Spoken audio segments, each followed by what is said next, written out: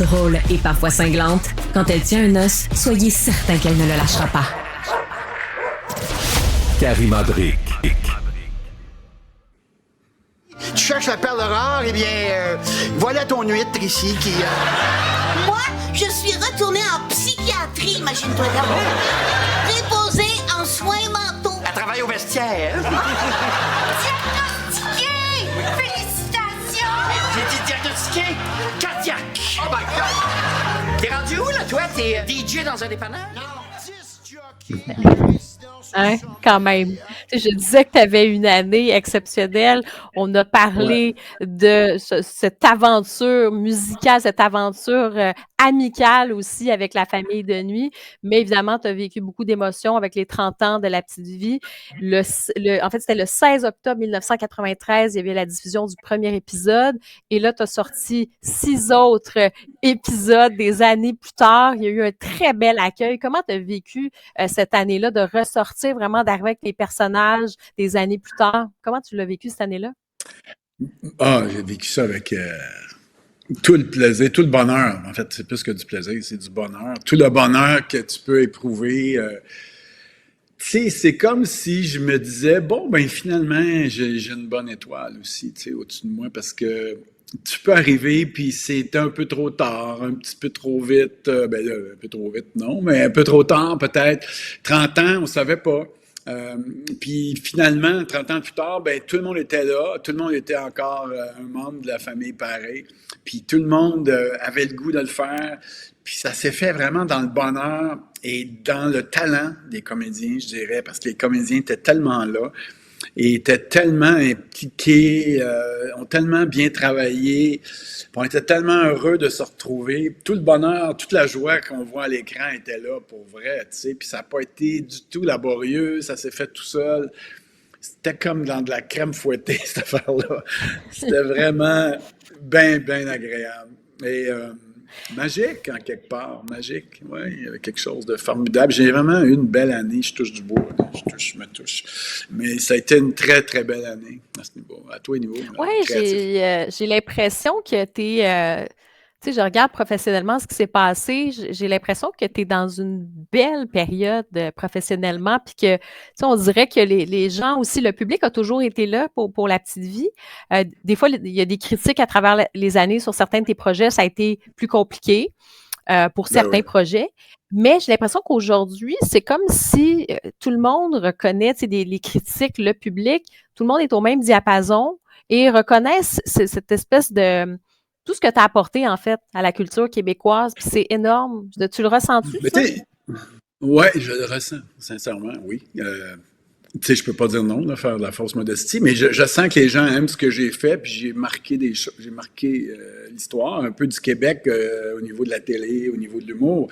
C'est certain que je le sens, mais tu sais, il y a eu plusieurs personnes qui ont marqué aussi, là. Je fais partie de ceux qui ont marqué, parce que mes projets ont duré, mes projets sont là, ils restent. Puis tu sais, avec les années...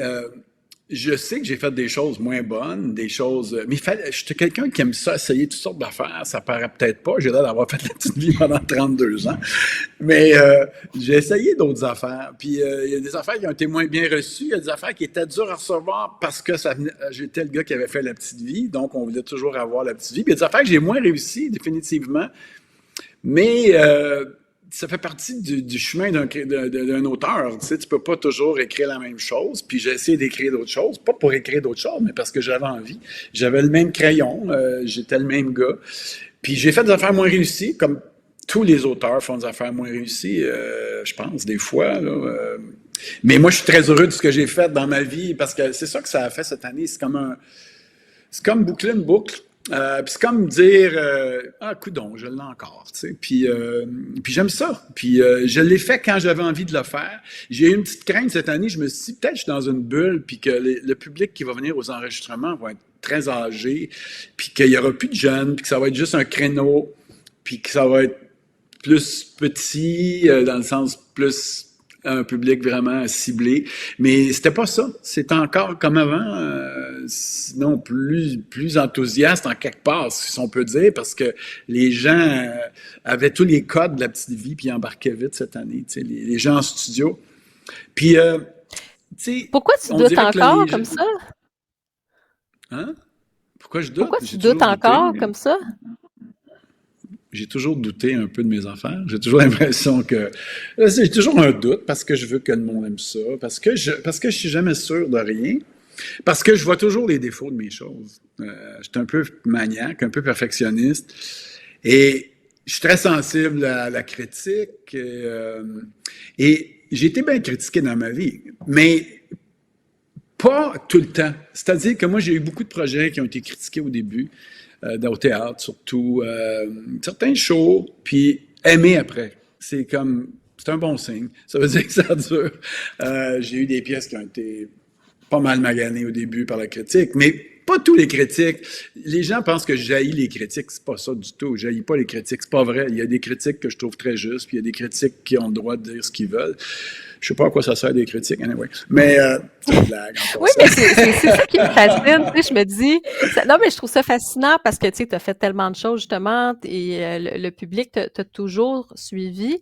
Je sais pas si tu t'es auto-psychanalysé par rapport à ton rapport à la critique, mais qu'est-ce qui fait que tu leur donnais autant j'allais dire, de pouvoir sur ta vie, sur comment tu te sentais? Je veux dire, à un moment donné, ben, ils ont pas... ça te détermine pas complètement, là, Non, tout le non, moins. non, mais là, c'est peut-être un petit peu too much dans le sens que ça m'a pas... ça n'a jamais influencé mes choix de choses. Moi, les critiques... Tu sais, quand j'écris Les Voisins, puis je me suis fait dire c'est un tissu d'ineptie, ça fait mal, tu sais. Puis quand j'ai fait Ding Dong le film, ils m'ont dit c'est un gros navet. Ça te rentre dedans. Mais ça t'empêche pas de continuer. Ça te rentre dedans pour 24 heures. Mais il y a 3 critiques à côté qui vont dire que c'est bon. Puis il y en a 2 qui vont dire que c'était pas si pire. Fait que on passe à travers. Puis quand le film devient un film culte ou que la pièce tu joues encore 40 ans plus tard puis que ça remplit les salles, tu te dis, ben, ça ne doit pas être si pire que ça. Puis aussi, c'est, comment dire, donc, j'étais sensible, parce que des fois, ils ont raison, les critiques, sur des points. Puis là, ça te touche, puis tu vas chercher des choses, t'apprends des... Bon, t'apprends. Ils soulignent des fois des vrais travers. Mais la difficulté, je pense ici, comme aux États-Unis, comme en Europe, comme partout, c'est quand tu changes de médium. Tu sais, si tu passes du cinéma au théâtre, puis du théâtre au variété... Moi, je partais des variétés. Puis dans les échelles de valeur, des fois, c'est le niveau le plus bas. Donc, tu pars des variétés, tu t'en vas au théâtre, là, tu te fais ramasser parce que tu n'as pas d'affaire à aller là. Là, tu t'en vas au cinéma, puis tu arrives à 45 ans au cinéma. Comment ça que tu arrives à 45 ans au cinéma ou 50 ans? Tu aurais dû arriver là avant. Fait que j'avais toujours le syndrome de l'imposteur, tu sais. Mais j'étais un peu imposteur aussi, mais j'étais un électron libre, je pense. Puis je m'en allais où j'avais l'affaire à aller, tu sais. Puis des fois, j'ai mal réussi des projets. Des fois, je manquais de connaissances pour faire certains projets, de structure, de whatever.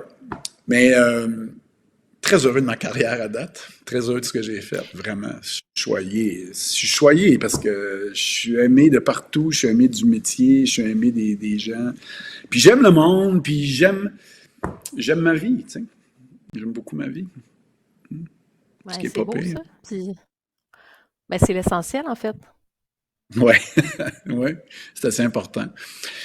Mais c'est ça. Puis j'ai rencontré des gens formidables, surtout, tu sais.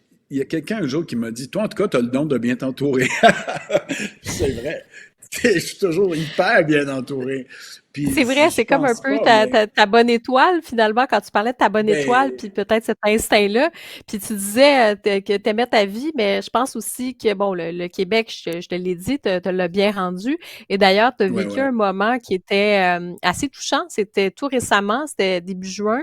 À l'Assemblée nationale, il y a eu cette motion, tu as été honoré, et il y a le député, en fait, Samuel Poulain, député de Beauce-Sud, qui a rendu justement hommage au phénomène télévisuel de la petite vie. Il a dit 4 à 7 millions de Québécois qui étaient en direct alors qu'on était 7 millions.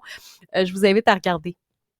Que l'Assemblée nationale souligne le 30e anniversaire de l'émission La Petite Vie, un phénomène télévisuel sans précédent au Québec.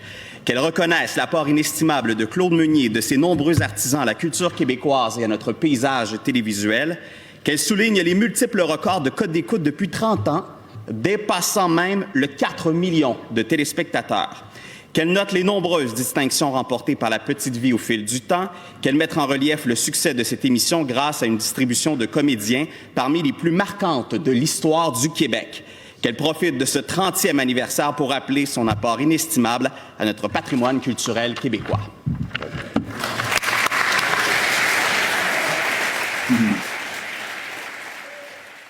Claude Meunier, honoré à l'Assemblée nationale. Écoute, je ne m'attendais pas à ça, cet hommage-là. C'était magnifique. Puis les mots des différents partis, des différents représentants des différents partis étaient très, très touchants.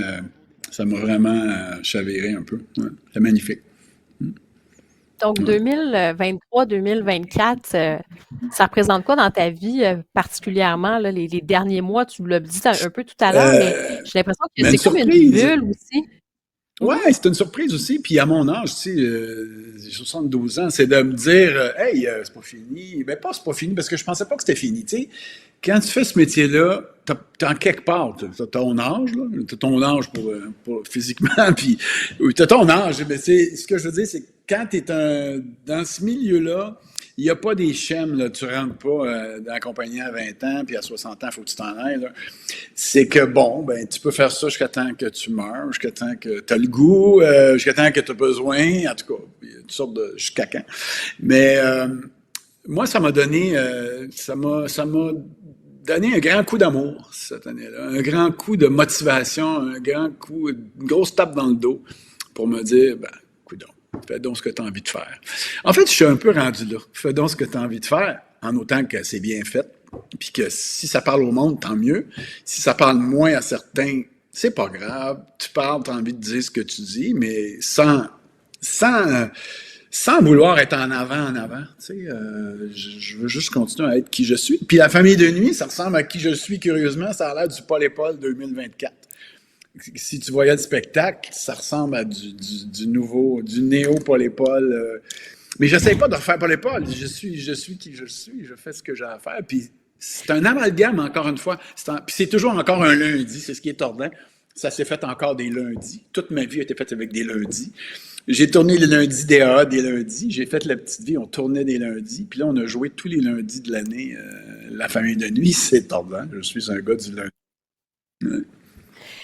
Et pour la suite des choses, Claude Meunier, ce Claude Meunier d'aujourd'hui qui est léger, heureux, qui aime sa vie, puis qui aime se laisser flotter par les surprises. Il y en a toute une qui s'en vient, je pense, dans quelques semaines, quelques mois. En fait, il y a un festival, je pense, à l'horizon. Ouais, ben, on va jouer 2 gros shows. On en fait un d'abord à Québec, dans le cadre de Comédien. On fait un gros show en plein air dans un gros parc à Québec, mais on fait aussi Saint-Tite, le festival de Saint-Tite au mois de septembre.